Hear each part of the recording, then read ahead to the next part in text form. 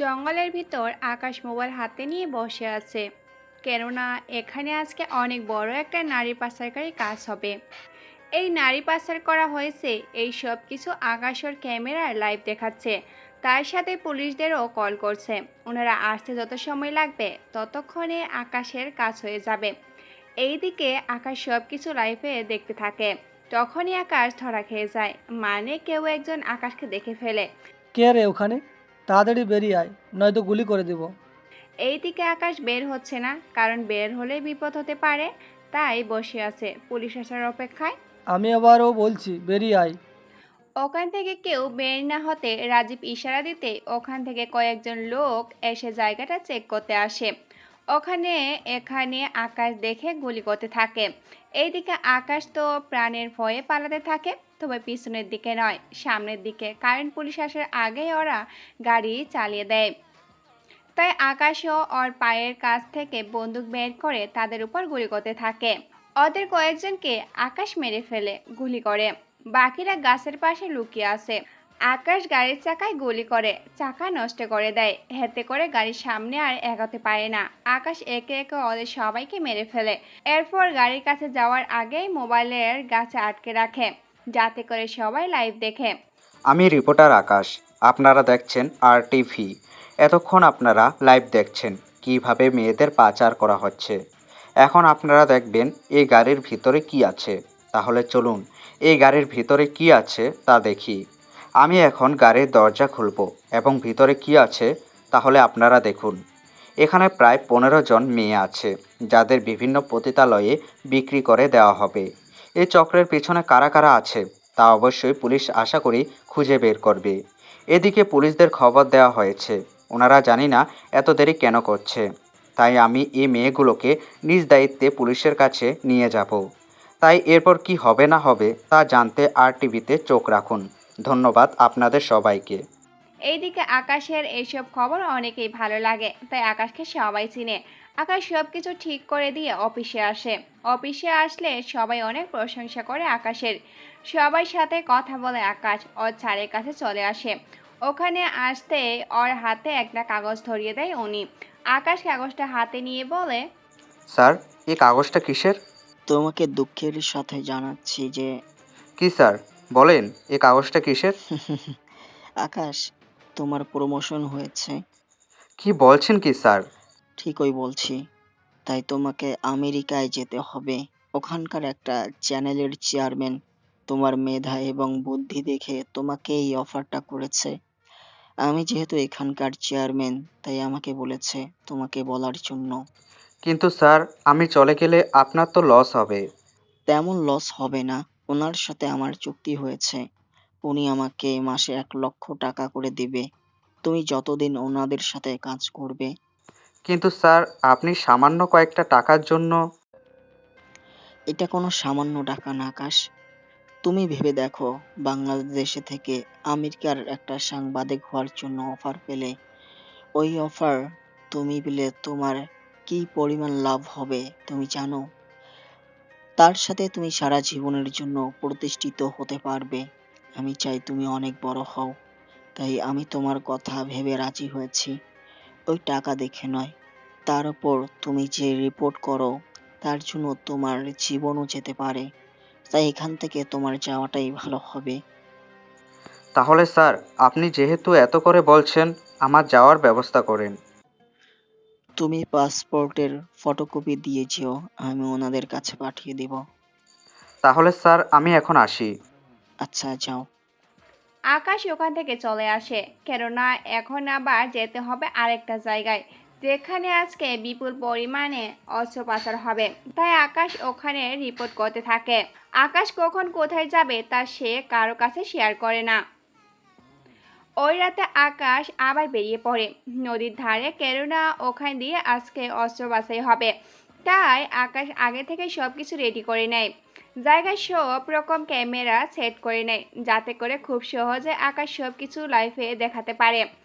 এইদিকে ওরা অস্ত্র এনে মাঠে নামাচ্ছে, এইদিকে সবকিছু লাইভে দেখাচ্ছে। কিছুক্ষণ পর ওদের কাছে কল আসে। ওরা কল পেয়ে জানতে পারে কেউ ওদের এই ঘটনাগুলো লাইভে দেখাচ্ছে। তাই ওরা বক্স থেকে বন্দুক বের করে গুলি করতে থাকে। এইভাবে ওদের গুলি করার জন্য কয়েকটা ক্যামেরা নষ্ট হয়ে যায়।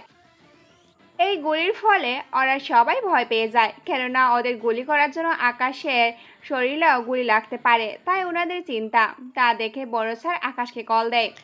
আকাশ, তুমি ওখান থেকে তাড়াতাড়ি চলে আসো, ওখানে অনেক বিপদ। না স্যার, এখানে পুলিশ আসা পর্যন্ত আমি এদের কোথাও যেতে দেব না। এই বলে আকাশ লাইট অফ করে দিয়ে ওদের সাথে যুদ্ধ করতে থাকে। ওদের সাথে আকাশের যুদ্ধ হতে থাকে। ওদের মধ্যে অনেকেই মারা যায়, আবার অনেকে আহত হয়। এইদিকে ওরা আকাশকে প্রায় চারিদিক থেকে ঘিরে ধরে ফেলেছে। এখন শুধু পুলিশ আসা পর্যন্ত আকাশ ওদের ব্যস্ত রাখতে হবে। কিছুক্ষণ পর পুলিশও এসে পড়ে। ওদের উপরে গুলি করতে থাকে। একে একে অনেকজন লোক মারা গেল। আবার অনেকে সিলিন্ডারও করার ভয়ে নিজে নিজে গুলি করে মরে যায়, যার কারণে আকাশ যখন পর্যাপ্ত কাউকে জীবিত দেখতে পায়নি। ওদের সবাই মারা গেছে। ওয়েল ডান মিস্টার আকাশ, আপনি না থাকলে এতক্ষণে ওরা এইসব কিছু নিয়ে ফেলতো। এটাই তো আমার কাজ। কিন্তু আমরা এত চেষ্টা করেও কোনো কিছুর ক্লু পাই না। কিন্তু আপনি সব সময় সবার আগে ওখানে উপস্থিত থাকেন, তার উপর আবার আমাদের কল দিয়ে জানিয়ে দেন। একটা কথা বলেন তো, এইসব তথ্য আপনি কোথা থেকে পান? দেখুন, বর্তমানে আমার কথা চিন্তা না করে আপনি এগুলোকে নিয়ে চলে যান। আমি এখন যাই। আকাশ ওখান থেকে চলে আসে বাসায়। বাসায় এসে রেস্ট নেয়। পরের দিন আকাশ অফিসে চলে যায়। অফিসের সবাই আকাশের প্রশংসায় পঞ্চমুখ। ওখানে সবাই আকাশকে ভালোবাসে, তার সাথে আবার অনেকেও ঘৃণা করে, কেননা ওখানে থাকা সব রিপোর্টারই চায় আকাশের মতো হতে। সেজন্য অনেকে আকাশের ক্ষতি করার জন্য লেগে আছে। এই চ্যানেলের চেয়ারম্যান আকাশকে বাইরে পাঠিয়ে দিতে চায়। পরের দিন সকালে আকাশ রেডি হয়ে নেয়, কেননা আজকে আকাশকে যেতে হবে। কিন্তু আকাশ যখন এয়ারপোর্টে আসে, তখন অন্য সব চ্যানেলের রিপোর্টাররাও সাথে আসে। আরও অনেক লোক আসে আকাশকে না যেতে দেওয়ার জন্য, কিন্তু আকাশকে যেতে হবে, কেননা এখানে আকাশের অনেক বিপদ। তাই আকাশ ভিতরে ঢুকে প্লেনে গিয়ে বসে। এইদিকে আকাশ কোন দেশে যাবে তা কোনো নির্দিষ্ট দেশ ও টিকিটে লেখা নেই। তাই আকাশ কোন দেশে যাবে তা কেউ জানে না। কিছু ঘন্টা পর আকাশ আমেরিকায় চলে আসে, কেননা ওখানে আকাশকে নেওয়ার জন্য ওই চ্যানেলের চেয়ারম্যান নিজে আসে আকাশের সাথে দেখা করার জন্য এবং ওকে নিয়ে যাওয়ার জন্য। আমি রাশেদ চৌধুরী, এবি চ্যানেলের চেয়ারম্যান। আমি তোমাকে ডেকেছি, তাহলে চলো আমাদের অফিসটা তোমাকে একবার নিয়ে যাই। এরপর তুমি কয়েকদিন পর না হয় অফিসে জয়েন্ট করতে পারবে। তাই হবে স্যার। এখন তাহলে গাড়িতে ওঠো। আকাশ গাড়িতে উঠলে ওরা নিয়ে চলে আসে ওদের চ্যানেলের অফিসে। কিছুক্ষণ পর আকাশ গাড়ি থেকে নেমে সামনে তাকিয়ে দেখে অনেক বড় চ্যানেলের কোম্পানি এটা।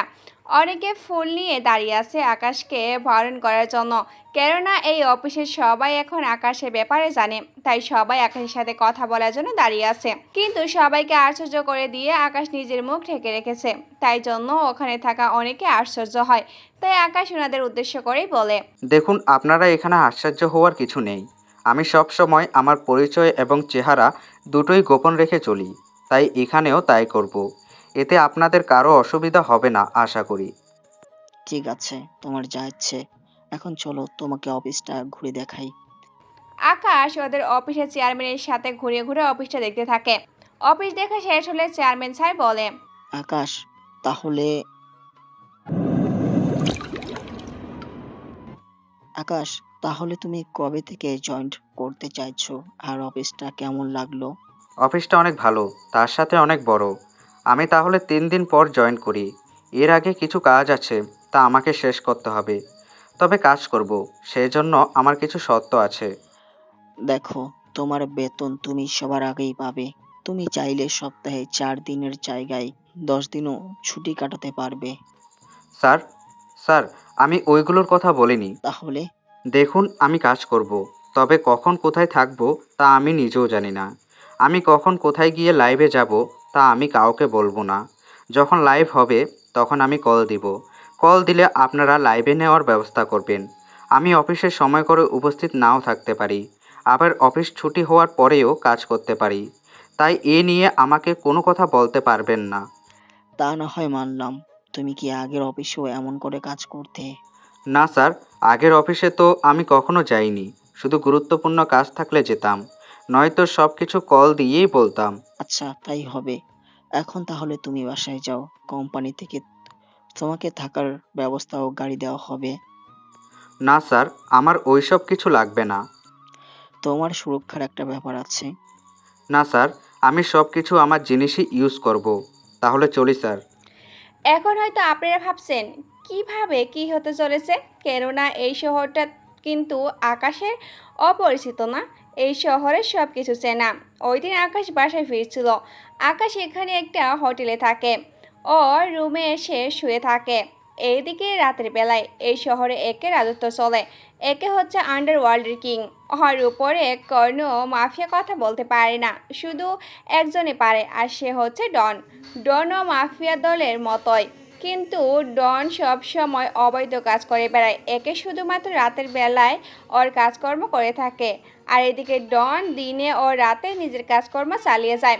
এইদিকে রাতের বেলায় একে ওর আস্তানায় চলে আসে। ওখানে আসতেই সবাই দাঁড়িয়ে যায়।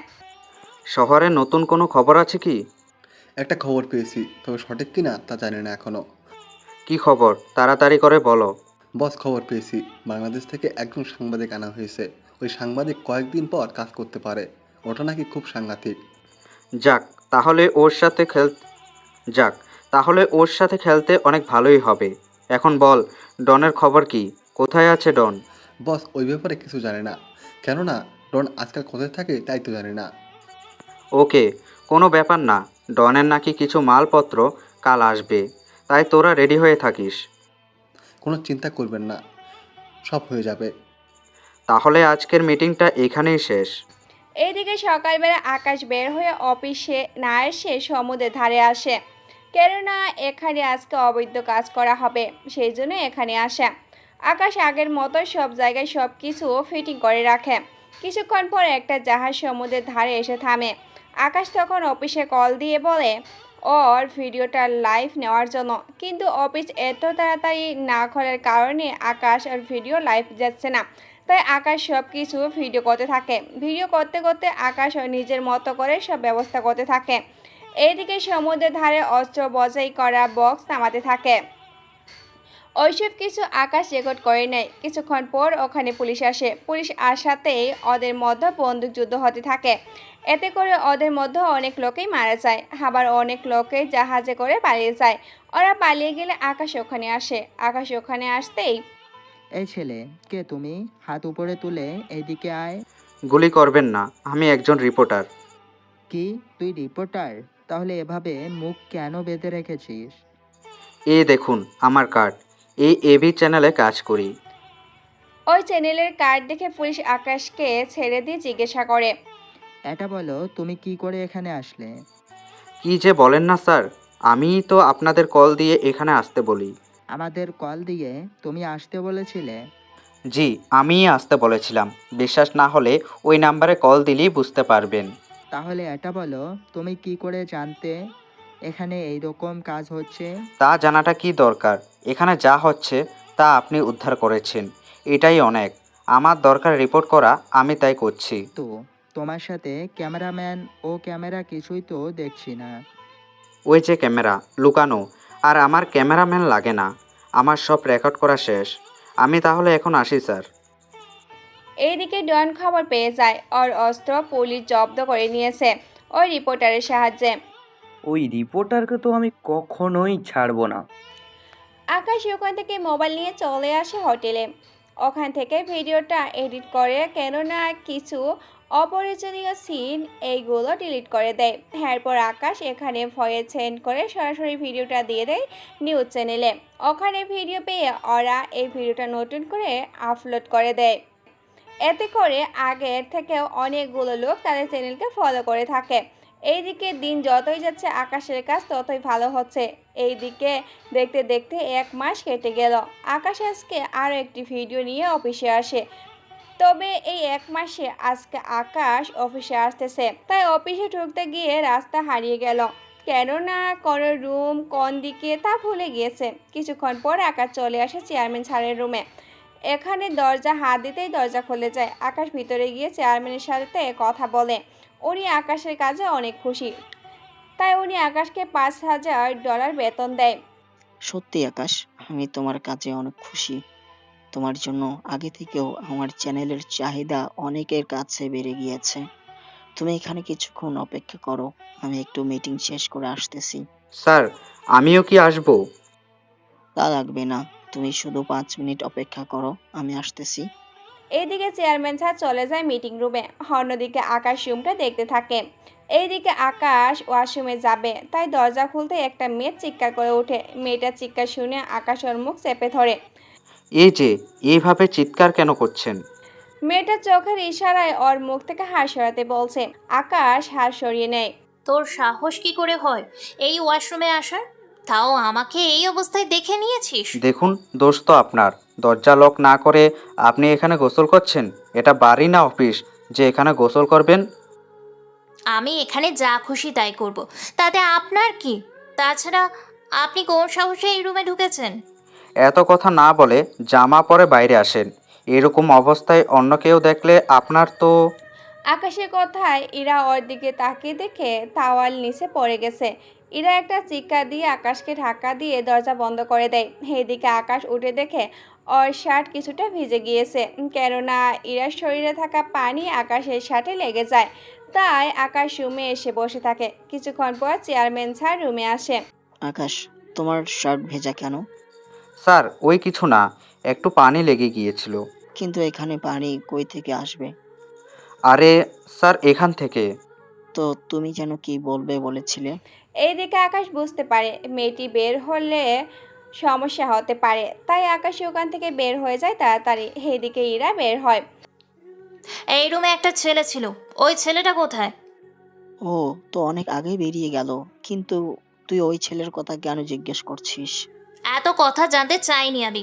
তুমি এক্ষুনি ওই ছেলেকে এখানে আসতে বলো, অনেক তাড়াতাড়ি করো। ও তো অফিসে কাজ করে না। বাহ, অফিসে কাজ করে না সেখানে তুমি ওই ছেলেকে এই রুমে বসিয়ে দিয়ে কোথায় গিয়েছিলে? আরে আমি তো মিটিং রুমে গিয়েছি। তুমি ওর নাম্বারটা আমাকে দাও।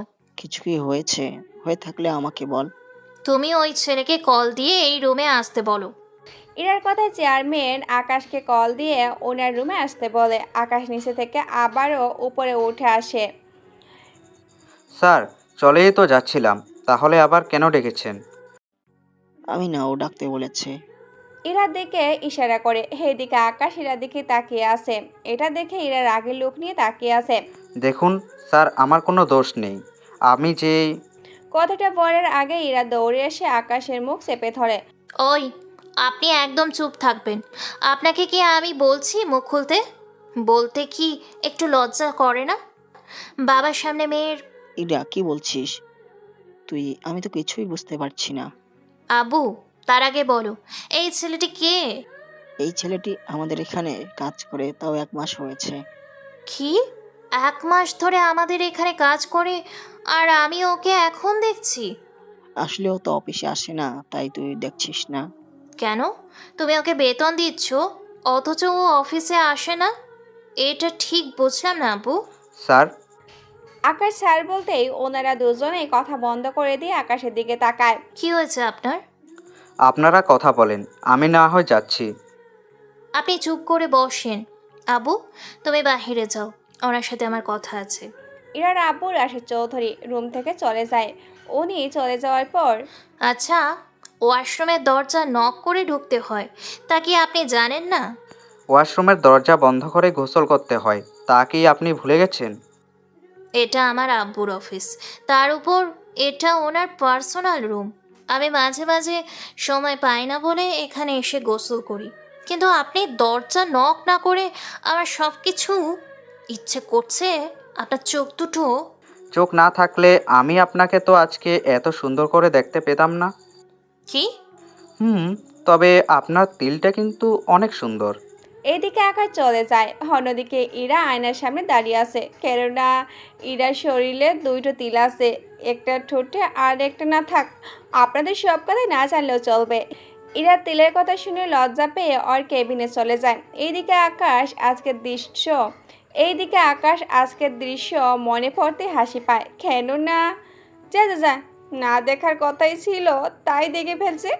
এইদিকে আকাশ আবারও ওর কাজ করতে থাকে। এইদিকে ইরা ওর আব্বুর কাছে আসে। আবু, একটা কথা ছিল। কি কথা? ওই ছেলেটা কে? ওই ছেলেটা কে? তুমি ওকে এমনভাবে কাজ করতে কেন বলো? অফিসে না এসে ও কি কাজ করে তাই তো বুঝলাম না। তাহলে শোন, ওর নাম আকাশ। ও বাংলাদেশে থাকে। ওখান থেকে ওকে এনেছি। ওর সাথে এই রকম কাজ হওয়ার শর্ত দিয়েছে। ও প্রয়োজন ছাড়া অফিসে আসবে না। যাও আসলো, আমার সব দেখে নিল। তারপরও নিজের মতো করে কাজ করে। তবে ছেলেটা অনেক ভালোই কাজ করে। তুই ভাবতেও পারবি না। তবে ওর কাজে অনেক রিস্ক আছে। আবু, আমি ওই ছেলেটার সাথে কাজ করব। এই হয় না ইরা, ওই ছেলের সাথে থাকলে তোরও বিপদ হতে পারে। তাহলে ওই ছেলেটার কি হবে আবু? ওই ছেলেটার কাজই হচ্ছে এটা। তুই ওর সাথে থাকলে তোর বিপদ হতে পারে। দেখো, আমি এত কিছু জানতে চাই না। আমি ওই ছেলেটার সাথে কাজ করব। এই কথা ওই ছেলেকে বলে দাও এখন। তুই যা, আমি বলে দিব। তারপর বিকাল হয়ে যায়। আকাশ ওর ডিউটি করে চলে আসে হোটেলে। ওখানে চেয়ারম্যান স্যার কল পেয়ে আকাশ ওনার সাথে কথা বলে। ওরা জোরাজোরিতে আকাশ রাজি হয়ে যায়। দেখুন স্যার, আপনি এত করে বলছেন তাই রাজি হচ্ছি, কিন্তু আপনার মেয়ের কতটুকু আমি বিপদ থেকে আগলিয়ে রাখতে পারবো তা জানি না আমি।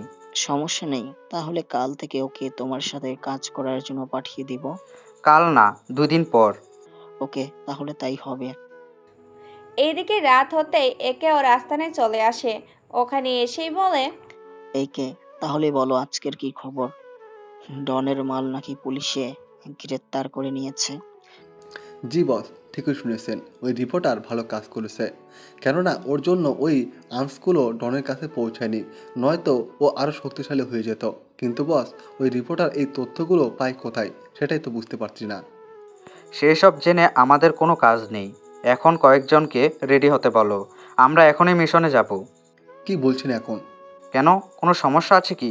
না বস, কিন্তু আপনি তো কখনো মিশনে যান না, তাই একটু অবাক হলাম। এখন তাহলে মিশনে যাওয়ার জন্য প্রস্তুত করো। তাই করছি বস। এইদিকে একের লোকজনকে নিয়ে যায় ডনের লোকদের মারার জন্য। কেননা ডনের লোকদের যতই মারবে ততই ওরা দুর্বল হতে থাকবে। এইভাবে একে ওর লোকদের নিয়ে ডনের আস্তানায় হামলা করতে থাকে।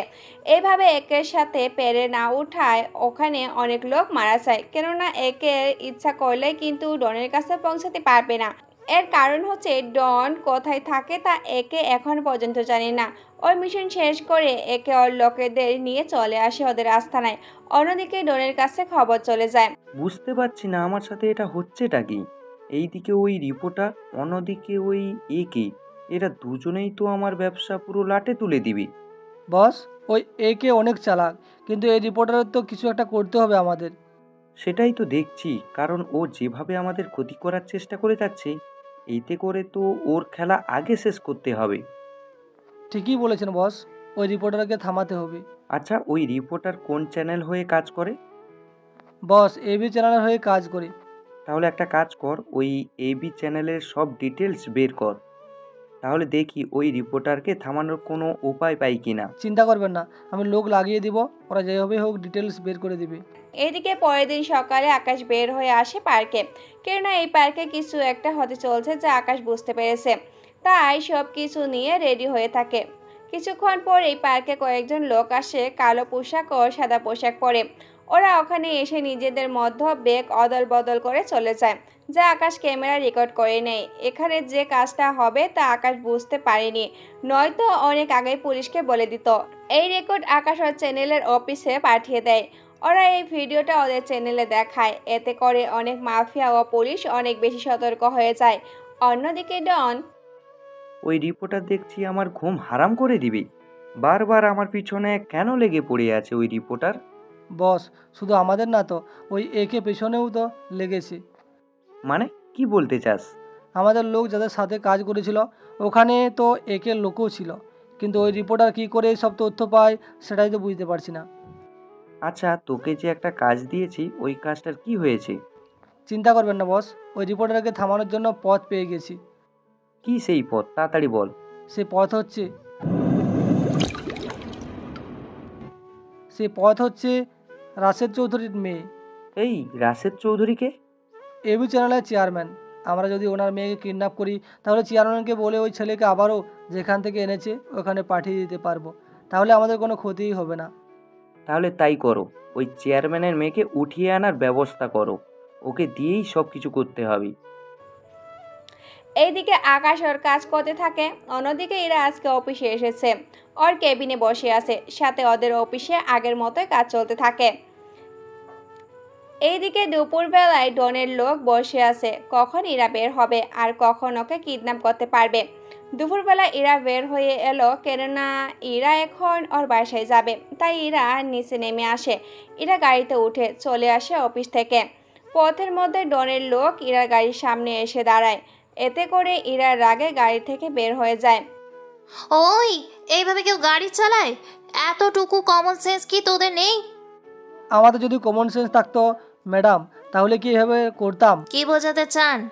তাছাড়া আপনারা এতজন লোক কেন এখানে? সবার কোমরে এগুলো কি? কোনো কথা না বলে চুপচাপ গাড়িতে উঠে বস, নয়তো এখানে মেরে দেবো। দেখুন, আমাকে মারবেন না প্লিজ। চুপচাপ গাড়িতে ওঠ। ওরা ইরাকে জোর করে গাড়িতে উঠায়, গাড়িতে উঠিয়ে নিয়ে চলে আসে ওদের আস্তানায়। এইদিকে বিকাল হয়ে গেল, ইরা এখনো অফিসে না আসায় ইরার আব্বু কল দিয়েই যাচ্ছে, কিন্তু এতে করে কোনো কাজেই হচ্ছে না। ইরার ফোন বরাবরের মতোই বন্ধ। এইদিকে ইরার আব্বু অনেক চিন্তিত, কেননা ওনার একমাত্র মেয়ে যদি কোনো বিপদ হয়ে যায়, তাই উনি আকাশকে কল দেয়। জি স্যার, বলেন। আকাশ, আমার মেয়েকে খুঁজে পাওয়া যাচ্ছে না আকাশ। আপনার মেয়ে? ওই দিন আমার কেবিনে যাকে দেখলে, মনে পড়েছে। কখন থেকে খুঁজে পাচ্ছেন না? ও দুপুরে খেতে গিয়েছিল, এখন পর্যন্ত আসেনি। আমি বাড়িতেও কল দিয়েছি, ও বাড়িতেও যায়নি। তার উপর ওর নাম্বারটাও বন্ধ। এখন কি করব কিছু বুঝতে পারছি না। স্যার, আপনি তাহলে পুলিশকে জানান ব্যাপারটা। তুমি একটু অফিসে আসো আকাশ। স্যার, আমি তো একটা মিশনের কাজে আছি। এখানে আমার মেয়ে বিপদে, তুমি মিশন নিয়ে পড়ে আছো।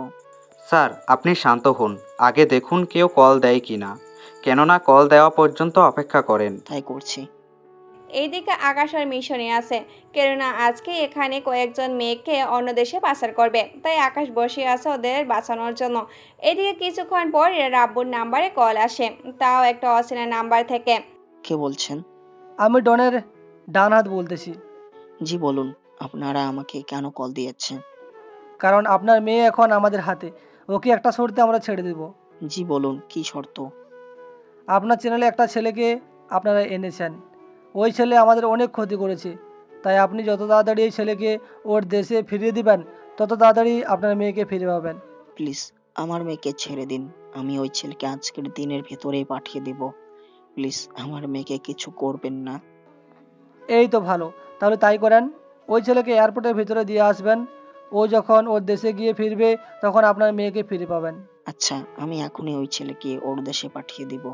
তাহলে তাই করেন। এইদিকে ইরার আব্বু অনেক চিন্তিত হয়ে পড়ে আছে, তাই উনি আকাশকে কল দিয়ে সবটা জানায়।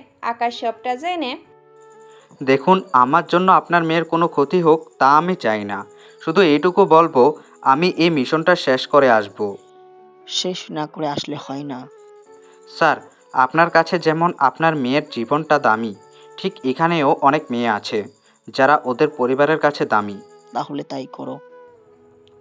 তারপর কল কেটে দিয়ে আকাশ অপেক্ষা করতে থাকে। কিছুক্ষণ পর ওরা মেয়েদেরকে নিয়ে আসে, তবে খুব অল্প সংখ্যক লোক, তাই আকাশ ভিডিও রেকর্ড করছে, কারণ লাইভ দেখালে অনেক অসুবিধা হবে সেই জন্য। এদিকে ওরা একে একে মেয়েগুলোকে গাড়ি থেকে নামাতে থাকে। আকাশ দূর থেকে গুলি করে গাড়ির চাকাগুলো নষ্ট করে দেয়, যাতে করে কেউ গাড়ি থেকে বের হয়ে যেতে না পারে। এইদিকে একে একে মেয়েগুলোকে নামাতে থাকে। আকাশ বাকি লোকদের গুলি করে মেরে ফেলে। আরও 5-6 জন আছে, তাদের কাছে কোনো বন্দুক নেই, তাই আকাশ ওখান থেকে বের হয়ে আসে এবং বাকি লোকদের মারতে থাকে। ওদের মেরে আকাশ ওই মেয়েগুলোকে উদ্ধার করে। ওখানে 5 জন মেয়ে ছিল, আকাশ ওদের চেহারা দেখতে পাচ্ছে। ওদের মধ্যে ইরাও ছিল।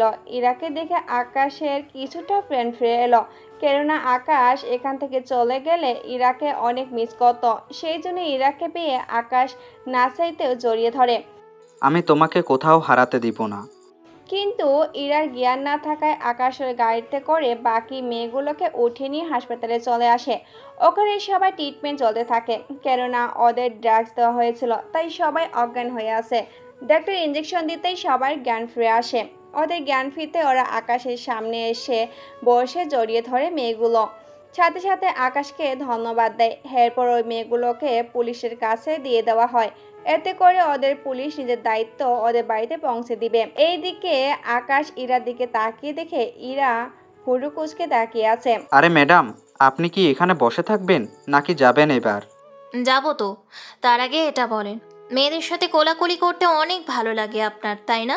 বিশ্বাস করুন, আমি চাইনি এমন কিছু। ওরা যে এমনটা করবে তা তো আমি ভাবতেও পারিনি। তাহলে চলুন, এবার বাসায় যাব। আব্বু অনেক চিন্তিত। হ্যাঁ চলুন। আকাশ ইরাকে গাড়িতে বসিয়ে ওদের বাড়িতে পৌঁছে দেয়। বাড়ির ভিতরে ঢুকে আপনাকে তো কিছু দেওয়া হলো না। কি দিবেন? ওই মেয়েগুলো তো কোলাকুলির সাথে চুমুও দিয়েছে, তাই আমি ভাবছি স্পেশাল কিছু দেব। স্পেশাল বলতে? এইদিকে ইরা আকাশের কাছে এসে ওকে জড়িয়ে ধরে, সাথে আকাশের ঠোঁটে কিস করে। ইরা যে এমনটা করতে পারে আকাশ কখনোই ভাবতেই পারেনি। এটাই ছিল স্পেশাল। এখন চলুন বাড়িতে। ওরা বাড়িতে ঢুকে যায়। রাশেদ চৌধুরী ইরাকে দেখে জড়িয়ে ধরে। তুই এসেছিস, আমি তোর জন্য কত যে অপেক্ষা করেছি তা তো তোকে বলে বোঝাতে পারবো না। কিন্তু এখানে এলি কি করে? পিছনে তাকালেই বুঝতে পারবে। এর আব্বু পিছনে তাকে আকাশকে দেখে।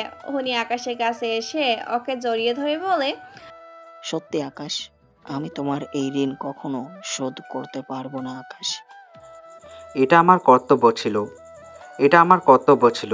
আমি আপনার মেয়েকে আপনার কাছে ফিরিয়ে দিয়েছি। এখন তাহলে আমি আমার দেশে ফিরে যাই। আপনার দেশে মানে? হীরা, যারা তোকে কিডন্যাপ করেছিল ওরা আমাকে বলেছিল ওকে যদি ওর দেশে ফিরিয়ে না দেই তাহলে তোকে আর ফিরিয়ে দেবে না। এখন তো আমি ফিরে এসেছি, তাই ওনাকে কোথাও যেতে হবে না। কিন্তু আমি থাকলে তো আপনার বিপদ হতে পারে। সেজন্য আমি চলে যাওয়াটাই ভালো হবে। আপনাকে কোথাও যেতে হবে না। আজকে অনেক রাত হয়েছে, আপনি আজকের রাতটা এখানেই থাকেন। বেশি প্রয়োজন হলে সকালে যেতে পারেন। ঠিক আছে স্যার। আকাশ এখানে থাকবে শুনে ইরার মুখে হাসি ফোটে। হীরা আকাশকে একটা রুমে নিয়ে যায়। ওখানে গিয়ে রুমটা নিজের হাতে গুছিয়ে দেয়। রুম কি আপনি গোছান সব সময়? না, কাজের লোক আছে। তাহলে এখন যে আপনি... এটা কোনো ব্যাপার না, আপনার জন্য তো এইটুকু করাই যায়। তা বলেন।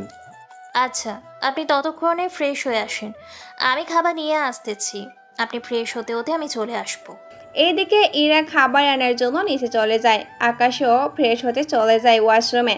কিছুক্ষণ পর ইরা খাবার নিয়ে আসে। এই নিন খান। আকাশ খাবার খেতে হাতটা বাড়াতে যাবে তখনই দেখতে পায় পায় আকাশ খাবার খেতে হাতটা বাড়াতে দেখতে পায় ওর হাতে ব্যান্ডেজ, কেননা তখন মারামারি করার সময় কেটে গিয়েছিল। আপনাকে এত কষ্ট করতে হবে না, নিন প্লেটটা আমার কাছে দিন। ইরা প্লেট ওর কাছে নিয়ে আসে।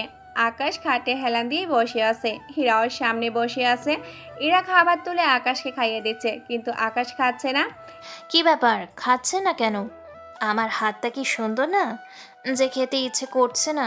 কোনটা? আসলে কখনো কারো হাতে খাইনি তো, সেই জন্য। আপনি নিজেও কিছু খাননি এখনো। তাহলে আপনার হাত ঠিক হওয়া পর্যন্ত এখানেই থাকেন। আমি আপনার হাত ভালো হয়ে যাওয়া পর্যন্ত আপনাকে এইভাবে খাইয়ে দিব। তাই কোনো কথা না বলে খেতে থাকেন, চিন্তা করবেন না, আমি নিজেও খেয়ে নিব। এইদিকে ইরার আব্বু ওদের মাঝে হওয়া সব কথা শুনে ফেলে। উনি তখন কিছু বলেনি। এদিকে ইরা আকাশকে খাইয়ে দেয়, সাথে নিজেও খেয়ে নেয়। খাওয়া শেষ হলে আকাশকে শুইয়ে দিয়ে ইরা চলে যায় ওর রুমে। এইদিকে ডন তো রেগে পুরাই আগুন। ভেবেছিলাম একটা, কিন্তু এখন হয়ে গেল আর একটা। সেটাই তো ভাবছি বস, কি করে কি হয়ে গেল কিছুই বুঝতে পারছি না। কি চাইলাম আর কি হয়ে গেল। তাই তো ভাবছি, ছেলেটাকে যতটা সাংঘাতিক ভেবেছি, এ তো দেখি তার থেকেও সাংঘাতিক। বস এখন কি করব, ওই রিপোর্টার তো কাউকে ছাড় দিচ্ছে না। তাহলে ওই ছেলের দুর্বল জায়গায় আমাদের হামলা করতে হবে। তাই খবর নে, কোথায় ওর দুর্বল জায়গা। ঠিক আছে বস, তাহলে তাই করছি। পরের দিন আকাশ ঘুম থেকে উঠে ওয়াশরুমে চলে যায়। ফ্রেশ হয়ে এসে দেখে ইরা নাস্তা নিয়ে বসে আছে। এতক্ষণ লাগে আসতে? আমি সেই কখন থেকে বসে আছি। হাতের জন্য একটু তো সময় লাগে। নিন, এখানে বসুন, আমি তোমাকে খাইয়ে দিব। আকাশ কোনো উপায় না পেয়ে খাবার খেতে বসে পড়ে। এরা নিজেও খাচ্ছে, আবার আকাশকেও খাইয়ে দিচ্ছে। এভাবে দুদিন কেটে যায়। এখন এরা আকাশের প্রতি ও আকাশ এরার প্রতি দুজনে অনেকটা দুর্বল হয়ে গেছে। এই কয়েকদিনে এরার আব্বু অনেক কিছু লক্ষ্য করে। উনি শুধুমাত্র আকাশের যাওয়ার অপেক্ষায় আছে, কেননা আকাশ হোটেলে চলে গেলে উনি এরার সাথে কথা বলবে, সেই জন্য। এইদিকে 3 দিনের দিন আকাশ সুস্থ হয়ে গেল। আকাশ হোটেলে চলে যায়। ওখানে আকাশ ইরার সাথে কাটানো মুহূর্তগুলো মনে করতে থাকে। এইদিকে ইরা ওর আব্বুর সাথে অফিসে আসে। ইরার আব্বু ইরাকে ওনার কেবিনে আনে। ইরা, তোকে একটা কথা জিজ্ঞেস করব। কি কথা আব্বু? তুই কি আকাশকে পছন্দ করিস? হঠাৎ এই প্রশ্ন? ভালোবাসিস কিনা তা তো বল। কিছুটা তো বাসি। কিন্তু ইরা, তুই কি ভুলে গেছিস ওই ছেলেটা কত সাংঘাতিক কাজ করে বেড়ায়? এতে করে ওকে বিয়ে করলে তোর জীবনটা নষ্ট হয়ে যাবে। তার জন্য আমার চিন্তা হয়। আমি যদিও বিপদে পড়ি, ও আছে আমাকে বাঁচানোর জন্য। তাছাড়া ও আমাকে ভালোবাসে কিনা তা তো জানি না। যদি ভালোবাসে তাহলে আমি ওকেই বিয়ে করব। তবে তুমি কিন্তু ওর সাথে এই নিয়ে কোনো কথা বলতে পারবে না যে আমাকে ভুলে যেতে, ঠিক আছে তো? আচ্ছা, বলবো না। তুই তো ওর সাথে কাজ করতে চেয়েছিলি। হ্যাঁ, তা তো করতে চেয়েছি, কিন্তু সে কোথায় দেখতেই তো পাচ্ছি না। তাহলে আমি ওকে অফিসে আসতে বলি। তাহলে না হয় তুই ওর সাথে বেরিয়ে যেতে পারবি। আব্বু, তুমি তাহলে তাই করো। ইরার আব্বু ওকে কল দিয়ে আসতে বলে। আকাশ অফিসে আসার পর ইরাকে পাঠিয়ে দেয় আকাশের সাথে। ইরা ও আকাশ একটা গাড়িতে বসে আছে। ইরা শুধু ভাবছে, এ তো দামি গাড়ি, ওর কাছে কি করে আসবে। কিছুক্ষণ পর ওর একটা জঙ্গলে চলে আসে। তবে ইরা একটু ভয় পাচ্ছে না, তাই আকাশ কিছুটা অবাক হয়। কি হলো, আপনার ভয় করছে না? ভয় কেন করবে? আর আমাকে আপনি না করে তুমি করে বলবে। আচ্ছা বলবো, এখন আমার সাথে চলো, ভিতরে যেতে হবে। আমাকে একা পেয়ে পায়দা তুলবেন নাকি? কি, মাথা ঠিক আছে? তা ভরসা না করতে পারলে আমার সাথে এসেছেন কেন? তাহলে একটা কাজ করি, আমরা এখনই বিয়ে করে ফেলি, তখন যা খুশি করেন, কোনো আপত্তি থাকবে না। বুদ্ধিটা কেমন দিলাম? তোমাকে মানসিক হাসপাতালে নিতে হবে, আর না হয় তুমি এখানে থাকো। আমি ভিতরে যাচ্ছি, আসলে অনেক লেট হবে। গাড়ির ভিতরে গিয়ে অপেক্ষা করো। না থাক, তোমার সাথেই আসবো। তা আমি যখন উল্টো পাল্টা করে বসি তখন? করলে কি করব? যা চাইবেন দিয়ে দেব, কোনো কিছুতে না করব না। দরকার হলে আমি নিজে সব কিছু খুলে। কথাটা শেষ করার আগে ইরার গালে একটা থাপ্পড় দেয়। এতে করে ইরা কান্না করতে থাকে। আকাশ অনেক কিছু বুঝিয়ে কান্না থামায়। একদম চুপ, আশেপাশে কেউ শুনবে, তাই কান্না না করে আমার সাথে আসবে। আমি ওইরকম ছেলে না যে মেয়েদের অসহায়ত্বের সুযোগ নিব। তাই কথা না বলে আসো আমার সাথে। এইদিকে এরা গালে হাত দিয়ে হাঁটতে থাকে আর মনে মনে আকাশে গালি দিতে থাকে। কিন্তু কিছু যদিও আকাশ শুনেছে, কেননা কিছু কিছু গালি অনেক জোরেই মুখ ফসকে বের হয়েছে। হঠাৎ একটা ছোট্ট কুয়ার পাশে এসে থামে, কেননা এই কুয়াটা আকাশের কাছে রহস্যময় মনে হচ্ছে। তাই আকাশ এরাকে নিয়ে এই কুয়ার থেকে দূরে শুয়ে আছে এরাকে নিয়ে। ওরা দুজনেই পাশে পাশে শুয়ে আছে। এইদিকে ইরা তো আকাশের দিকেই তাকিয়ে আছে, আর আকাশ কুয়ার দিকে। এইভাবে 20 মিনিট পার হওয়ার পর কুয়ার ভিতর থেকে কিছু একটা বের হয় ঘরের মতো। ওখান থেকে কয়েকজন মানুষ বের হয়। ওরা বের হলে উপর থেকে একটা দড়ি আসে। ওরা দড়ি বের করে হেলিকপ্টারে উঠে যায়, যা আকাশ রেকর্ড করে নেয়। ওরা চলে যেতে ঘরটা আবারও ভিতরের দিকে তলিয়ে যায়। এইদিকে আকাশ ইরাকে নিয়ে ওখান থেকে চলে আসে, কেননা ওখানে ঢোকার কোনো রাস্তাই নেই। সেই জন্য ভিতরে কিভাবে যাবে তাও জানে না। গেলেও ওদের সাথে আকাশ একটা মোকাবেলা করতে পারবে না। তাই ওখান থেকে এসে গাড়িতে বসে এবং এই ভিডিওটা পাঠিয়ে দেয় অফিসে। এইদিকে ইরা এই দিনটা আকাশের সাথেই থাকে। এতে করে আকাশকে অনেক ভালো করে জানতে পারে। একটা কথা বলবো? কি কথা? তোমার কি কোনো জিএফ আছে, অথবা আগে কি কখনো ছিল? কাজের কথা থাকলে বলেন, এসব কথা বলে কি করবেন?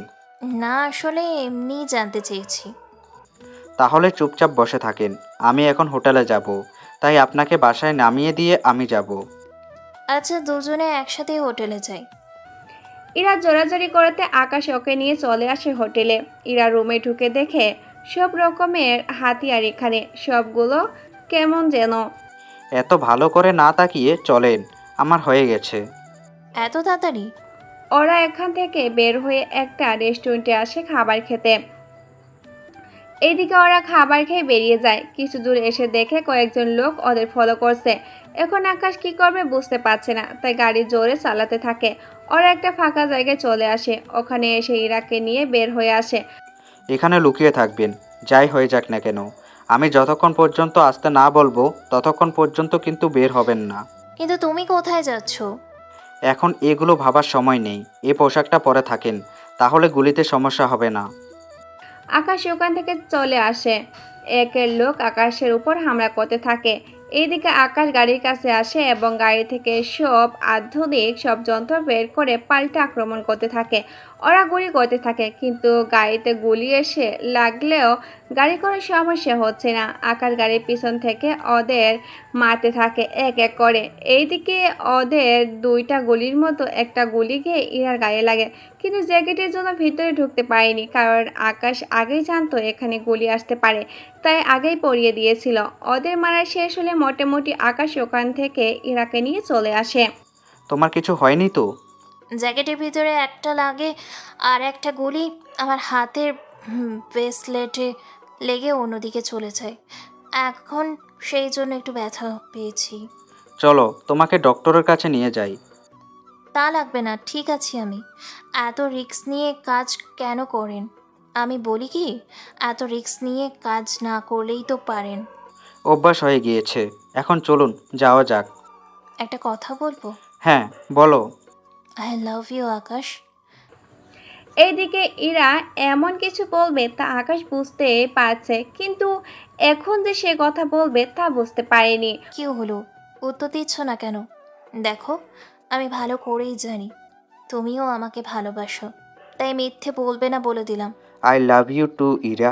আমিও তোমাকে ভালোবাসি, কিন্তু ভয়ে বলতে পারিনি, কারণ তুমি কোথায় আর আমি কোথায় সেজন্য। এখন যেহেতু বলে দিয়েছো, তাই আমি চাই তুমি এই চাকরি ছেড়ে দাও, সাথে আমাদের চ্যানেলে কাজ করো, তাও চেয়ারম্যান হয়ে। আমার সাথে আমার বাড়িতে আমার রুমে আমার সাথেই ঘুমাবে, এক বিছানায়।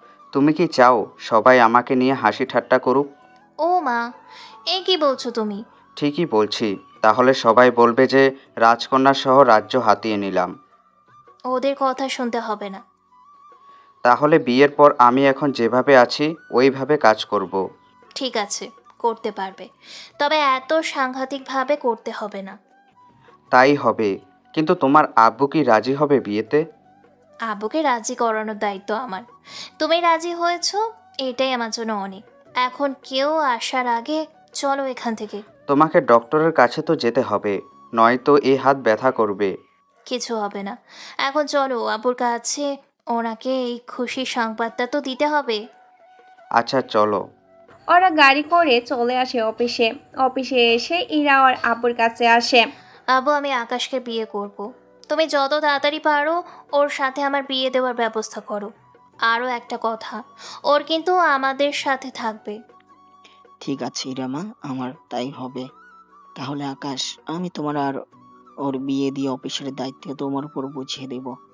আমি অফিসের দায়িত্ব নিব না, যদি নিই তাহলে অনেকে বলবে আমি আপনার ডলার সহ সম্পদ দেখে ওকে আমার প্রেমের জালে ফাঁসিয়েছি। তাই আমি চাই না এমন কিছু কেউ বলুক। তাহলে তাই হবে, আমি 2 দিন তোমার আর ওর বিয়ে দিয়ে দিব। বাংলাদেশ থেকে তোমার কোনো আত্মীয় থাকলে ওনাদের আসতে বলো। তেমন কেউ নেই, আপনি বিয়ের কাজ শুরু করতে পারেন। ইরা এখন আপনার কাছে রাখুন, আমাকে একটা কাজে যেতে হবে। আমিও যাব তোমার সাথে। না ইরা, এখন রাতে তার উপর জঙ্গল, তোমাকে বিপদের মুখে ছেড়ে আসতে পারবো না। আমি একা কোনো মতে আসতে পারবো, তাই আমাকে নিয়ে কোনো চিন্তা করতে হবে না। এইদিকে আকাশ চলে আসে। অন্যদিকে ইরা ওর বাবার সাথে চলে আসে বাড়িতে। ওনার বিয়ে, সেই জন্য উনি সব কিছু অ্যারেঞ্জমেন্ট করতে থাকে।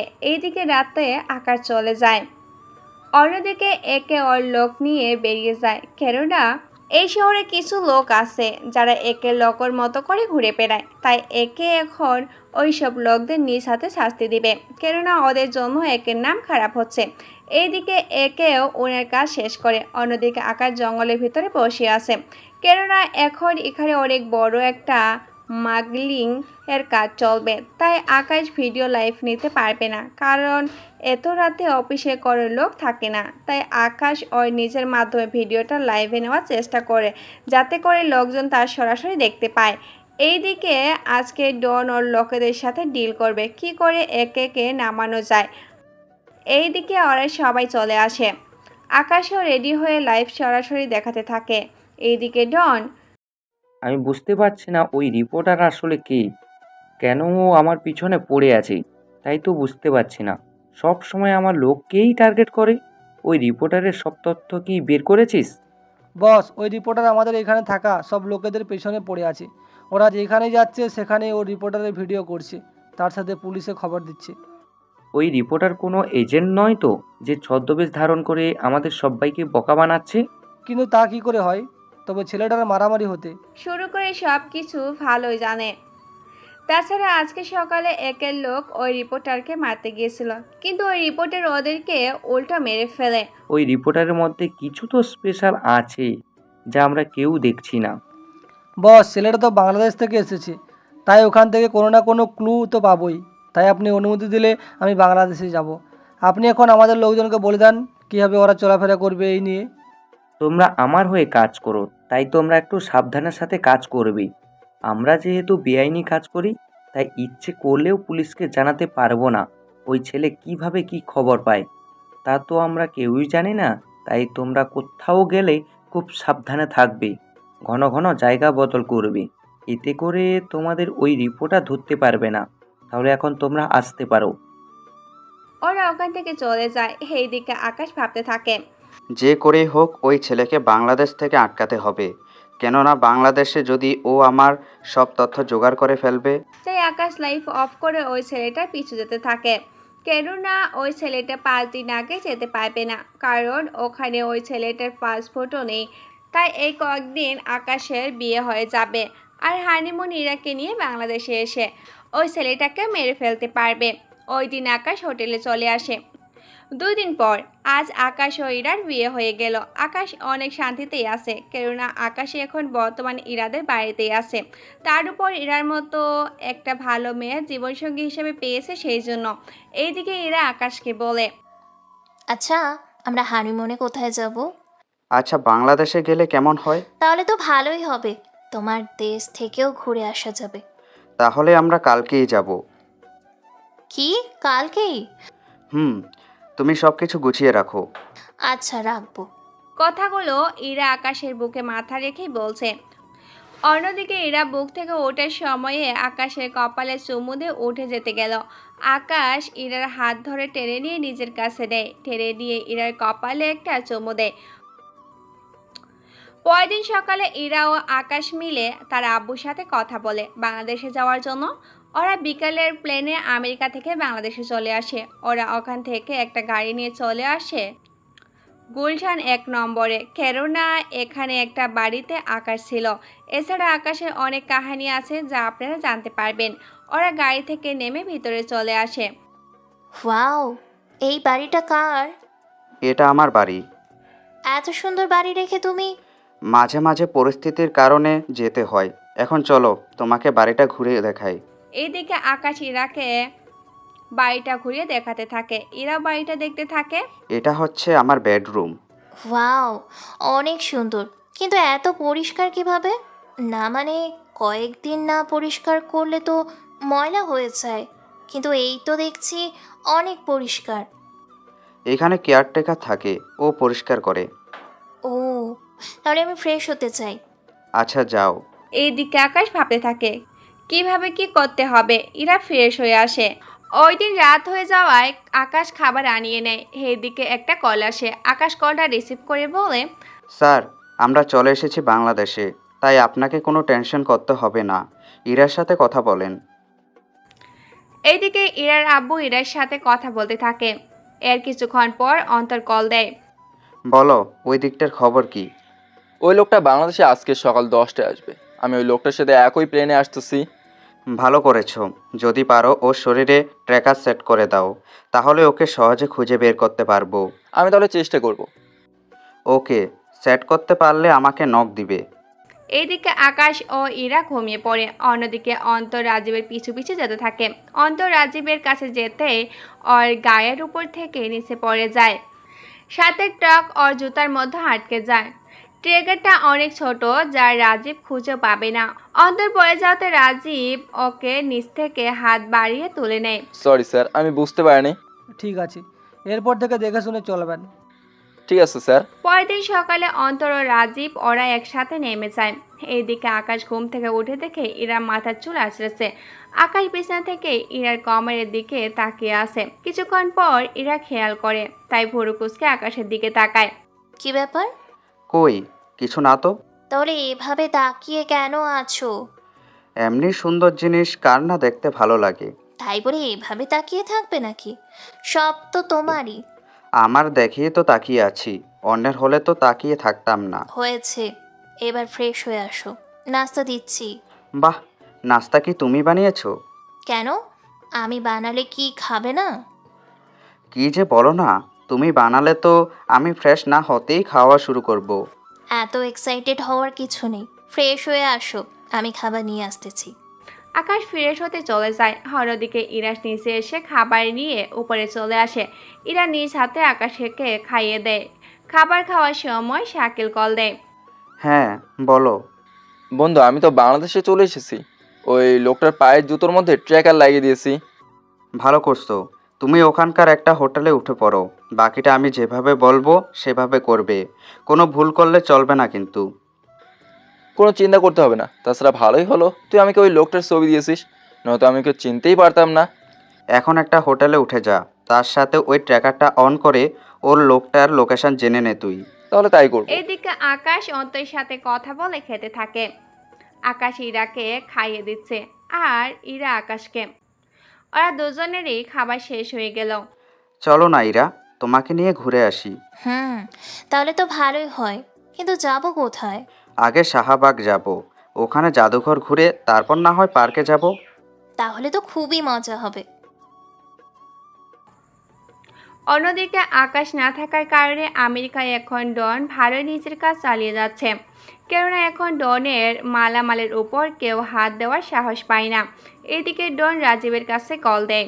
রাজীব, ওই দিকটার খবর কি? বস, আমি তো একটা হোটেলে এসেছি, কিন্তু আমি তো এখানকার কিছুই চিনি না, তাই বের হয়ে কোথায় যাব কি করব কিছুই বুঝতে পারছি না। ঠিক আছে, আমি একজনের ব্যবস্থা করতেছি। ওই ছেলেটা তোমাকে সাহায্য করবে। আমি ছবি পাঠিয়ে দিব, সাথে তোমার হোটেলে ওকে পাঠিয়ে দিব। তুমি ছবি মিল করে ওর সাথে দেখা করে নিবে। ঠিক আছে বস। এইদিকে আকাশ ইরাকে নিয়ে বেরিয়ে পড়ে। অন্যদিকে অন্তর ট্র্যাকার অন করে দেখে রাজীব এখনও হোটেল থেকে বের হয়নি। তাই অন্তর রাজীব যে হোটেলে উঠেছে ওই হোটেলের পাশে এসে বসে থাকে, আর রাজীব বের হয় অপেক্ষা করে। ওইদিকে আকাশ ইরাকে নিয়ে আসে জাদুঘরের সামনে। ওখানে ইরাকে দেখে ওখানকার কিছু ছেলে ইরার কাছে এসে টিচ করতে থাকে। আকাশ তখন টিকিটের জন্য গিয়েছিল।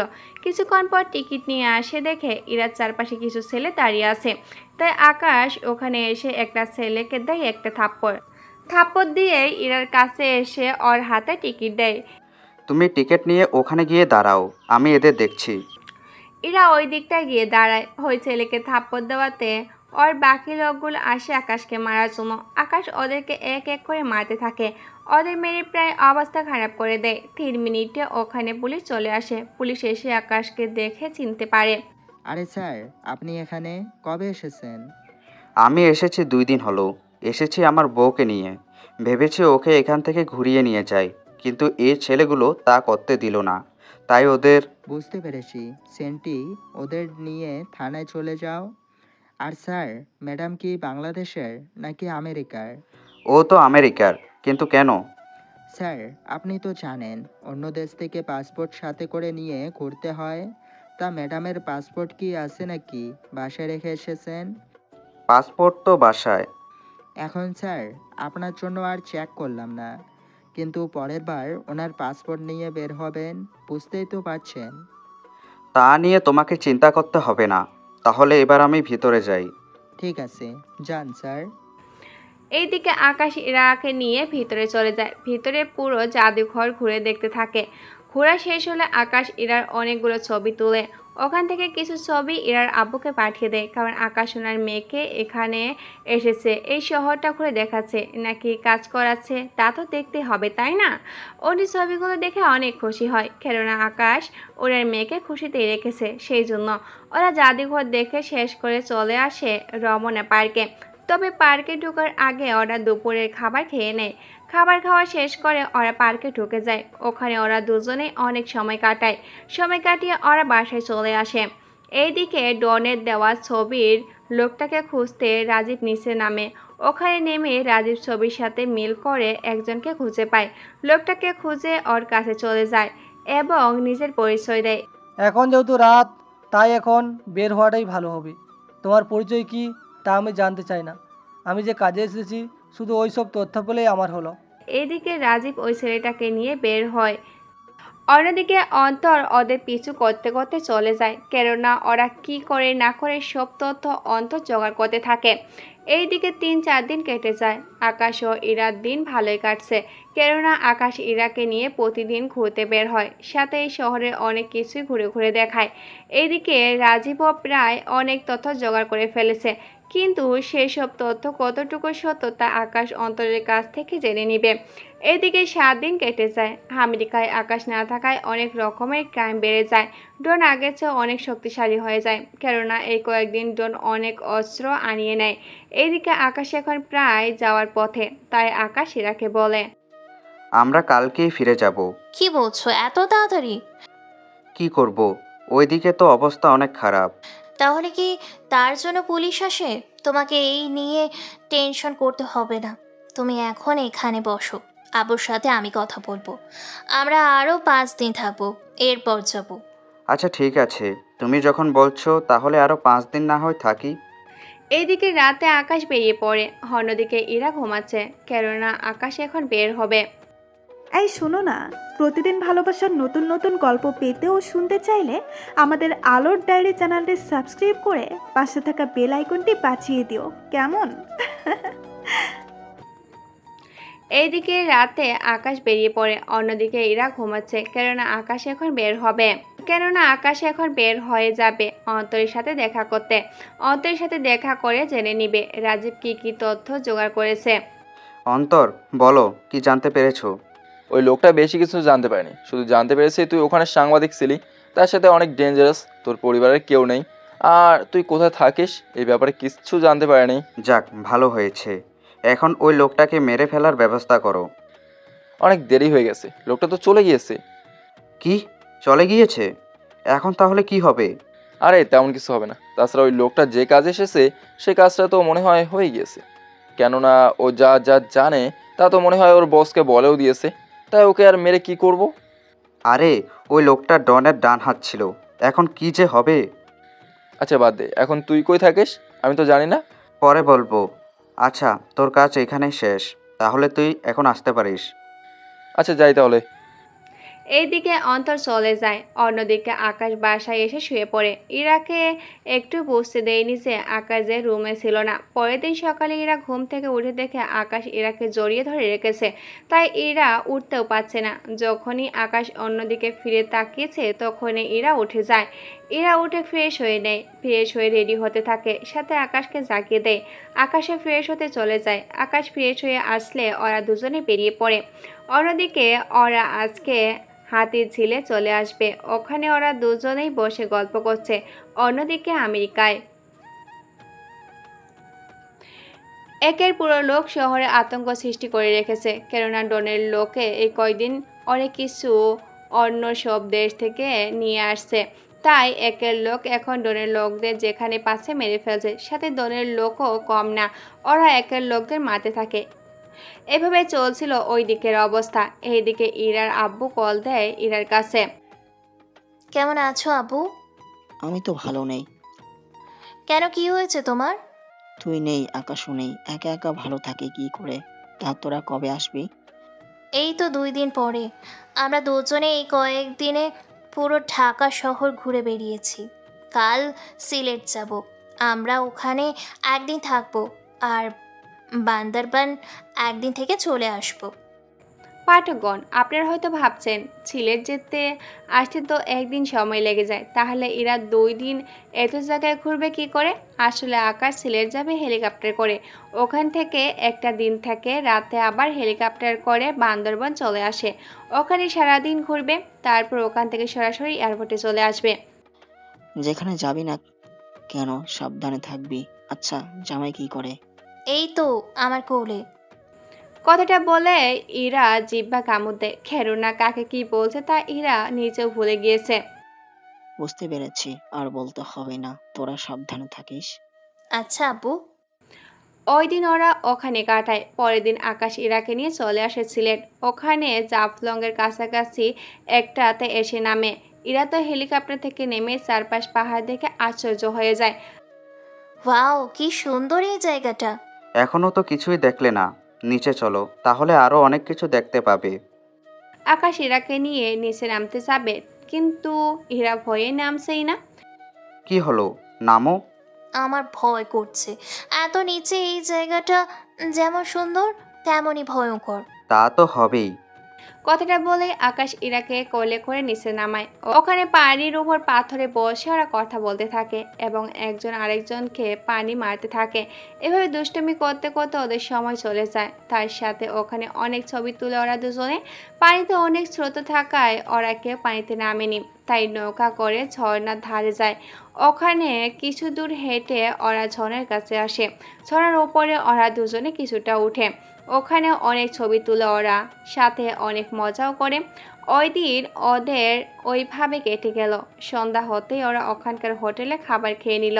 খাবার খেয়ে আবারও রওনা দিল বান্দরবনের উদ্দেশ্যে। সত্যি আকাশ, এই জায়গাটা না ঢাকার থেকেও অনেক সুন্দর, তবে এতটা ভয়ঙ্কর কি বলবো তোমায়। তা তো হবেই। এখন যেখানে যাব ওই জায়গাটাও অনেক ভয়ঙ্কর, শুধু পাহাড়ে দেখতে পাবে। সত্যি, তাহলে তো অনেক মজা হবে। অনেক মজা হবে। এইদিকে রাতে রাতে ওরা বান্দরবনে চলে আসে। ভোর হতেই ওরা খাবার খেয়ে নেয়। ওখান থেকে ওরা চলে আসে মেঘনা পার্কে। ওখানে ওরা সিঁড়ি ভরে নিচে নামে ঝুলন্ত ব্রিজে। ওরা দুজনে অনেকটা সময় কাটায় ওখানে। ওরা দুজনে ব্রিজ মেঘনার কাটিয়ে দিল। এরপর আসলো মেঘালয়। ওখানে ওরা এসে পাহাড় দেখতে লাগলো। সত্যি এই জায়গাগুলো অনেক সুন্দর, মন তো চাইছে এখানেই থেকে যাই। এখন চলো, তোমাকে একটা মন্দিরে নিয়ে যাই, কিসের মন্দির ওটা? আসলেই দেখতে পাবে। এইদিকে আকাশ ইরাকে নিয়ে স্বর্ণ মন্দিরে আসে। ওই মন্দির দেখে ইরা তো অবাক, কেননা ইরা মনে করেছিল এই মন্দিরটা স্বর্ণের তৈরি। তাই আকাশকে বলে, আচ্ছা, এই মন্দিরটা তো দেখছি পুরোই স্বর্ণের। এখানে যদি কেউ একটা টুকরো নিয়ে যায় তাহলে তো অনেক টাকা পাবে। এইদিকে ইরার কথা শুনে আকাশ হাসবে না অন্য কিছু করবে বুঝতেই পারছে না। ভিতরে চলো, তাহলে সবটা বুঝিয়ে বলতে পারবো। এইদিকে ওরা ভিতরে গেলে আকাশ ইরাকে সবটা বুঝিয়ে বলে। ও, তার সাথে এইগুলো রং করা। আর ভিতরে যে মূর্তিটা আছে, ওই মূর্তিটার মুখটাই শুধু স্বর্ণের, তাই তো? হুম, ঠিক ধরেছো। তাহলে এইটার নাম স্বর্ণ মন্দির কেন? স্বর্ণের মতো দেখতে বলে? হ্যাঁ, এখন সবটা হ্যাঁ, এখন সবটাই তো দেখলে। এখন তাহলে আমাদের এয়ারপোর্টে যাওয়ার পালা। এই জায়গাগুলো অনেক সুন্দর, কিন্তু তুমি কি করলে সব শেষে এখানে নিয়ে আসলে? কি করব? তুমি তো আমাকে আগে কখনো বলনি যে তোমার পাহাড় অনেক প্রিয়। তাহলে তো এখানে অনেক আগেই নিয়ে আসতাম। তাই এখন লেট করা যাবে না। আচ্ছা, এখানে একজনের কাছে শুনেছি কোনো জায়গায় গেলে নাকি আকাশের মেঘ ধরা যায়। ওটার নাম নীলগিরি। এখনো সন্ধে হতে 2 ঘন্টা বাকি আছে। তাহলে চলো ওখানে যাই। ওরা দুজনেই চলে আসে নীলগিরিতে। নীলগিরিতে আসার জন্য ওখানে থাকা এক ধরনের গাড়ি করে আসতে হয়। ওই গাড়ির নাম ছাদের গাড়ি। ওই গাড়ি করে আসলে চারপাশে সৌন্দর্য দেখতে পাবে ওরা। ওরা দুজনে গাড়িতে উঠে বসে। ওরা দুজনে গাড়িটা একাই নেয়। 1 ঘন্টা পর ওরা নীলগিরির চূড়ায় উঠে ওখান থেকে নেমে যায়। ওরা ভাড়া মিটিয়ে দেয়, কেননা এখান থেকে হেলিকপ্টার করে চলে যাবে। ওয়াও, এইগুলো কি সত্যিকারের মেঘ? আমার তো বিশ্বাসই হচ্ছে না। বিশ্বাস না হলে এটাই সত্য। এখানে মেঘে মেঘে খেলা করে। এখানে সূর্যাস্ত যখন হবে তখন পুরো সূর্যের ভিতরে ঢুকে ছবি তুলতে পারবে। মনে হবে তুমি সূর্যের ভিতরে আছো। সত্যি আমার কত যে ভালো লাগছে, কি বলবো তোমাকে। আগে জানলে এখানেই আসতাম সবার আগে। চারিদিকে এত পাহাড় যে এখান থেকে যেতেই ইচ্ছে করছে না। কিছুক্ষণ পর সূর্যাস্ত হবে, তখন ছবি তুলবো। কিছুক্ষণ পর সূর্য অস্ত হয়। ওরা দুজনে অনেক ছবি উঠিয়ে নেয় ওখান থেকে। তার সাথে মেঘ নিয়ে অনেক খেলা করে, হাত দিয়ে মেঘ ধরে, অনেক মজা করে ওরা দুজনে। কিছুক্ষণ পর আধার নামে, ওরা দুজনে হেলিকপ্টারে উঠে পড়ে। ওখান থেকে ওরা এয়ারপোর্টে এসে নামে। এই 2টা দিন ইরা অনেক মজা করেছে, যা ইরার মুখ দেখে আকাশ বুঝতে পারে। তার সাথে যেখানে যেখানে গিয়েছে সব জায়গা থেকে ইরা অনেক কিছু করে কিনে নিয়েছে। এইগুলো ওর ব্যাগে রেখে দেয়।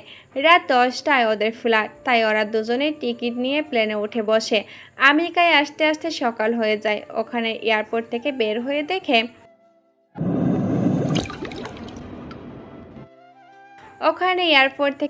হয়ে দেখে বাইরে পুলিশ দাঁড়িয়ে আছে।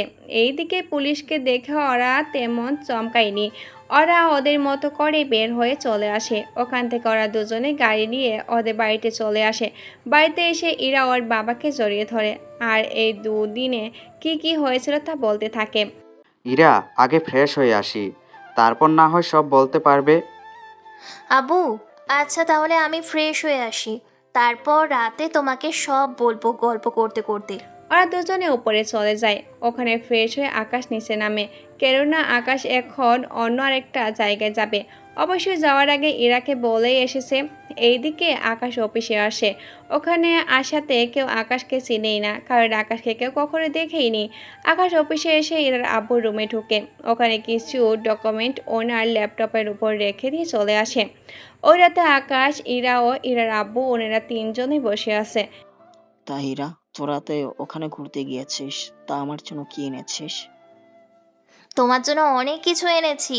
এরপর একে একে ইরা সব বের করে ওর বাবাকে দেয়। আরে আর দিতে হবে না, আমাকে সব দিলে তুই কি রাখবি বল? আমার লাগবে না। জানো, ও না আমাকে শেষের দিন 2 দিন ভালো জায়গায় ঘুরতে নিয়ে গিয়েছিল। বিশ্বাস করুন আব্বু, ও যে পাহাড় পছন্দ করে তা যদি আমাকে বলতো তাহলে তো আমি ওকে এখানে আগেই নিয়ে যেতাম। লাস্ট 2 দিন আমরা অনেক মজা করি। দাঁড়াও, তোমাকে ছবিগুলো দেখাই। এরপর ওরা টিভির সাথে মোবাইল কানেক্ট করে একটা একটা করে ছবি দেখতে থাকে, সাথে ছবিগুলোর বর্ণনা দিতে থাকে। অন্যদিকে ইরার আব্বু ওনার মেয়ের সুখ দেখে না চাইতেও চোখ দিয়ে পানি চলে আসে, তাই ইরা দেখার আগেই মুছে নেয়। সত্যি আকাশ, আমি অনেক খুশি। তুমি আমার মেয়েকে অনেক সুখে রেখেছো, যা আমি ওর মুখ দেখেই বুঝতে পারছি। আচ্ছা, এদিকের খবর কি? আমি শুনলাম এই কয়েকদিনে নাকি অনেক কিছু হয়ে গিয়েছে। এই কয়েকদিন একে আর ডনের মাঝে অনেক লড়াই হয়, এতে অনেক লোক তো মারা যায়, সাথে ওদের মাঝে অনেক লোক মারা যায়। আচ্ছা, আমি তো এসে গেছি, কোনো চিন্তা করতে হবে না, আমি সব সামলে নিব। তুমি আমার একটা কথা রাখবে? কি কথা? আমি বলি কি, তুমি এই রিপোর্টারের কাজ ছেড়ে দিয়ে অফিসে জয়েন করো। এত রিস্ক নিয়ে তুমি কাজ করো না। তোমার কিছু হয়ে গেলে আমি কি নিয়ে বাঁচবো? আকাশ, এরা ঠিকই বলেছে। তোমার কিছু হয়ে গেলে ইরাকে আমি বাঁচাবো কি করে? প্লিজ, তুমি এইসব ছেড়ে দাও। তোমার কিছু হয়ে গেলে আমিও নিজেকে শেষ করে দিব। কারণ যেই মন প্রাণ ভালোবাসা ও দেহটা তোমাকে দিয়েছি, তা অন্য কাউকে দিতে পারবো না আকাশ। তোমার পর অন্য কেউ আমার শরীরে হাত দিবে, তা আমি কখনো মেনে নিতে পারবো না। তোমরা যেহেতু বলছো তাহলে আমি ছেড়ে দিব। সত্যি তুমি কি ছেড়ে দিবে? তোমার দিকে তাকিয়ে না হয় ছেড়ে দিব। এই কথা শুনে ইরা আকাশকে জাপটে ধরে। মনে হচ্ছিল যেন ইরা আকাশের কাছ থেকে এই কথাটা শুনতে চেয়েছিল। ওদের এমন পাগলামো দেখে ইরার আব্বু ওখান থেকে চলে যায়। ওই রাতটা ওদের ওইভাবেই কেটে যায়। এইদিকে পরের দিন ইরার আব্বু ইরা ও আকাশকে নিয়ে অফিসে চলে যায়। সবাইকে ডেকে মিটিং রুমে নিয়ে আসার জন্য বলে। ওখানে সবাই উপস্থিততে আকাশকে সবার সাথে পরিচয় করিয়ে দেয়।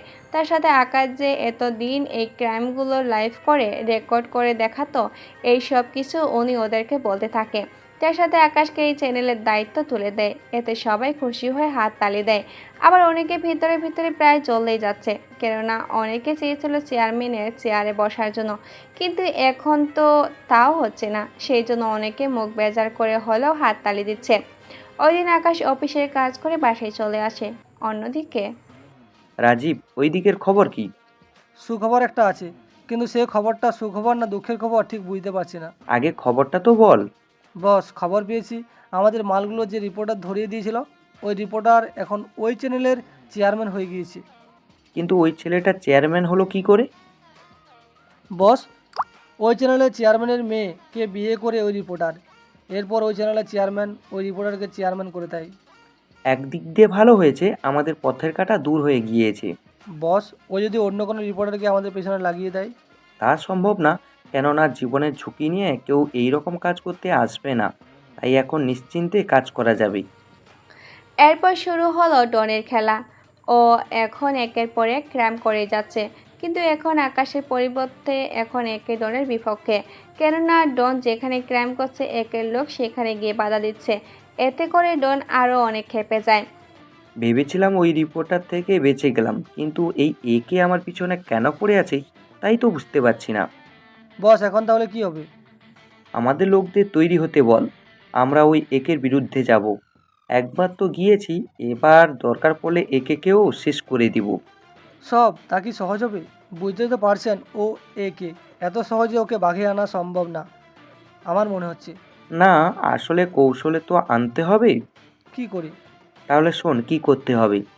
এরপর ডন রাজীবকে কিছু কথা বলতে থাকে, কেননা এই কথার মাঝেই ওদের সব কিছু ফাঁস করবে।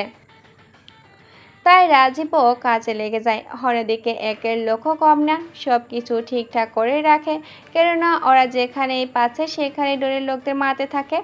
এইভাবে ওই কয়েকদিন পুরো আমেরিকার মধ্যে খুন খারাপি চলতেই থাকে। এভাবেই 7 দিন কেটে যায়। একের লক্ষ্য ডনের লোককে দিন দিন কমতে থাকে। রাজীব, ওই দিকের খবর কি?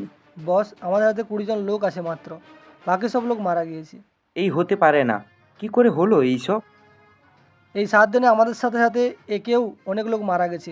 তবে আমরা একের গোপন আস্তানায় হামলা করি, ওখানে একের প্রায় 300 জন লোক একসাথে মারা যায়। সাব্বাস, একদম ঠিক করেছিস। তাহলে তো একের কাছে তেমন কোনো লোক নেই এখন। বস, ঠিক বলতে পারি না কতজন লোক আছে, তবে ওদেরও মনে হয় 30 জনের মতো হবে। তাহলে এবার মাঠে নেমে ওই একে মারতে হবে। অন্যদিকে একে বসে আসছে ওর আস্তানায়, কেননা ওর এই গোপন আস্তানে হামলা করার ফলে 300 লোক মারা যায়। এতে করে একের দলের মাত্র 10 জন লোক বেঁচে আছে, কেননা একে ওর সব লোকদের ওখানে রেখেছিল যাতে করে ডন ওখানে না পৌঁছাতে পারে। কিন্তু কিছুই হলো না, সব কিছু শেষ হয়ে গেল। এখন কি হবে? মাত্র 10 জন লোক নিয়ে আমরা চলবো কি করে? বস, ওদের দলেও বেশি লোক বেঁচে নেই, কেননা আমরা ও অনেক ক্ষতি করেছি। তার উপর ওদের অনেক লোককেই আমরা মেরে ফেলেছি। আচ্ছা, এবার শেষ বোঝাপড়াটা করব ওই ডনের সাথে। তাহলে বস, আমি সব তৈরি করে রাখতেছি। ওইদিকে ওরা তৈরি হচ্ছে। অন্যদিকে আকাশের অফিসে ভালোই কাজ করে যাচ্ছে, কেননা ওদের এই অফিসে এই কয়েকদিন আরও কাজ বেড়ে গেছে অনেক কিছু। কেননা এই 7 দিনে পুরো শহরের মাফিয়া মারার খবর ওদের চ্যানেলে দেখানো হচ্ছে। তার সাথে ওদের চ্যানেলের লোক আগের থেকে অনেক গুণ বেশি দেখে। পরের দিন একে ওর লোকগুলোকে নিয়ে বেরিয়ে পড়ে ডনকে মারার জন্য। ওরা ডনের আস্তানায় এসে হামলা করতে থাকে। এতে করে ডনের কিছু লোক মারা যায়, সাথে একের লোকেরাও কিছু সময়ের মধ্যে একের সাথে থাকা সব লোক মারা যায়, আর ডনের সাথে থাকা সব লোকও। একে, আমি তোকে বাঁচতে দিব না। তুই আমার কোনো লোককে বাঁচতে দিলি না। তুইও আমার কোনো লোককে বাঁচতে দিলি না। কথাটা বলে একে গুলি করে ডনকে। এতে করে ডন মাটিতে শুয়ে যায়। মরে যাওয়ার আগে তোর চেহারাটা একবার দেখাবি?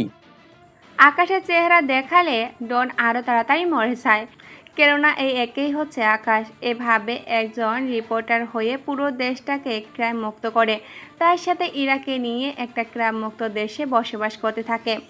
গল্পটা কেমন হয়েছে তা কিন্তু আপনারা অবশ্যই কমেন্ট করে জানাবেন। ধন্যবাদ সবাইকে। সমাপ্ত।